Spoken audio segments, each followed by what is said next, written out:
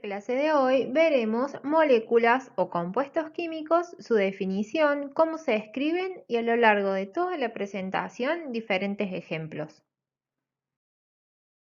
Será muy importante que previamente veamos algunos conceptos de los que venimos hablando hace un tiempo. Por un lado tenemos los átomos, que son los distintos elementos químicos que se pueden ordenar según una lógica en la tabla periódica, y esa lógica sería según su número atómico, es decir, la cantidad de protones. Recordemos que el número atómico está representado por el numerito más grande que vamos a encontrar generalmente por encima del símbolo.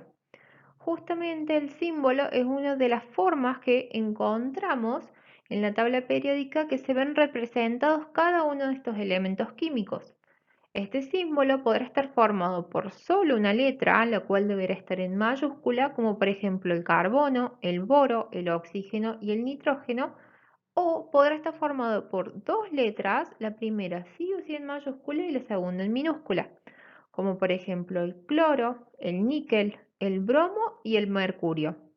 Es muy importante que en este caso todos los compuestos o elementos estén escritos de manera correcta. Hasta el momento siempre los hemos estudiado de manera aislada, pero no siempre es así. Entonces, ¿por qué decimos que es tan importante escribir de manera correcta los símbolos? Principalmente porque encontramos algo muy particular cuando los elementos están formados por dos letras. En este caso vamos a tener representado el elemento níquel, que está formado por una N mayúscula y una I minúscula. Pero ¿qué ocurre si escribiéramos la I mayúscula? Dejamos de tener el elemento níquel y pasamos a tener dos elementos muy distintos. Por un lado el nitrógeno y por otro lado el yodo. Entonces dejamos de tener un solo elemento para tener otra cosa que está compuesta por dos elementos. ¿Y qué es esa otra cosa? ¿Qué pasa cuando tenemos asociación de elementos químicos? Es ahí donde obtenemos las moléculas o compuestos químicos que pueden estar formados por dos o más átomos iguales o dos o más átomos diferentes. Todos estos átomos estarán asociados mediante enlaces químicos. Bien, ahora ya sabemos que los compuestos químicos son asociaciones de elementos químicos, pero ¿cómo se escriben esos compuestos químicos? Lo hacen a través de las fórmulas químicas, las cuales presentan dos partes principales.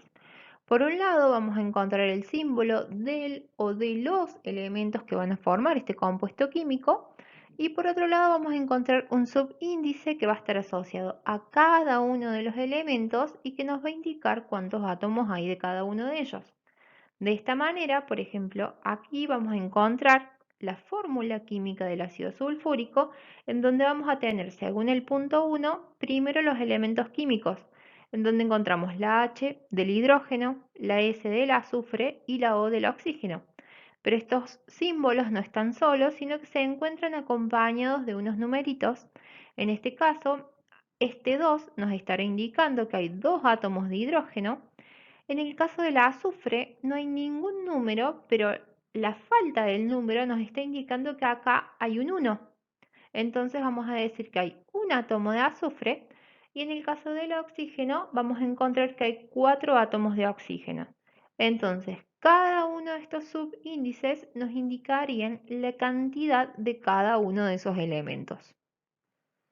Ahora bien, también podemos encontrar compuestos químicos en la naturaleza que no son muy comunes y cotidianos, como por ejemplo el agua. El agua va a estar formado por dos átomos de hidrógeno y uno solo de oxígeno. También encontramos gases atmosféricos como el nitrógeno, que está formado por dos átomos de nitrógeno, el oxígeno, dos de oxígeno, y el dióxido de carbono por uno de carbono y dos de oxígeno. Además, otro de los componentes que suelen estar en abundancia en la naturaleza es el metano, que es producto de la descomposición de materia orgánica, y la glucosa, que es aquello que genera la fotosíntesis como producto final dentro de la planta. Entonces, una vez que supimos qué son los compuestos químicos y cómo se representan, es importante que sepamos cómo se clasifican. Entonces, ahí vamos a ver los diferentes criterios que podemos utilizar para clasificarlos. Uno de ellos es de acuerdo a la cantidad de átomos, en donde vamos a encontrar compuestos diatómicos que están formados por dos átomos, ya sean iguales o diferentes. En este caso tenemos un ejemplo como el monóxido de carbono, en donde vamos a tener un átomo de carbono y un átomo de oxígeno. O si no, el oxígeno gaseoso, en donde tenemos dos átomos de oxígeno. Pueden ser triatómicos, como por ejemplo en el caso en los que están formados por tres átomos iguales o diferentes, en donde tenemos al agua, que está formado por dos de hidrógeno, más uno de oxígeno nos forma tres, o el ozono, que está formado por tres átomos de oxígeno.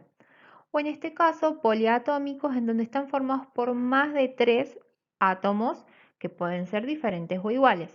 El caso del ácido sulfúrico, vamos a encontrar dos átomos de hidrógeno más uno de azufre, nos hacen tres, más cuatro de oxígeno, nos hacen siete átomos.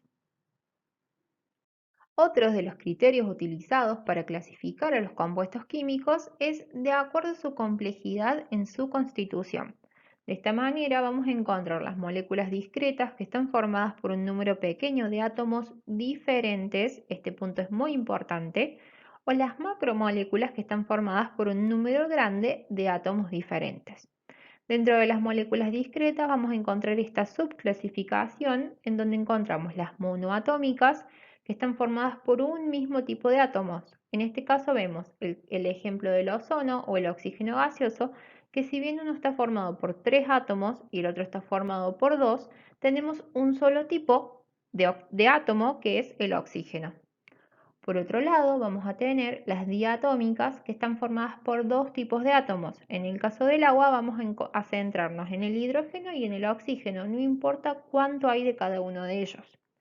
Por otro lado, tenemos las triatómicas formadas por tres tipos de átomos, como por ejemplo el hidróxido de calcio, en donde vamos a encontrar por un lado el calcio, por otro lado el oxígeno y por otro lado el hidrógeno.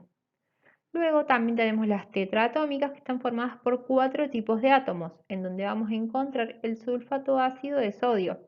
Por un lado encontramos sodio, más el hidrógeno son dos tipos, más el azufre son tres, más el oxígeno son cuatro. En este caso estamos hablando de cuatro tipos de átomos diferentes, sin importar la cantidad que haya de cada uno de ellos. El último criterio que tendremos en cuenta para la clasificación de los compuestos químicos es si son producidos por los seres vivos y además contienen estos principales átomos, el carbono, el hidrógeno y el oxígeno. Según este criterio vamos a obtener compuestos orgánicos o compuestos inorgánicos. Los orgánicos son cuando se cumplen los dos requisitos y que además de estos tres principales átomos pueden presentar otros asociados. Pero lo importante es que tengan en gran cantidad los átomos principales. Este es el caso, por ejemplo, de esta molécula que es la glucosa. Por otro lado, vamos a tener aquellos compuestos que son inorgánicos, es decir, que no cumplen con todos los requisitos, como por ejemplo esta molécula, en donde vamos a encontrar por un lado el oxígeno, por un lado el hidrógeno, pero no encontramos carbono, ni tampoco encontramos estos componentes en gran cantidad.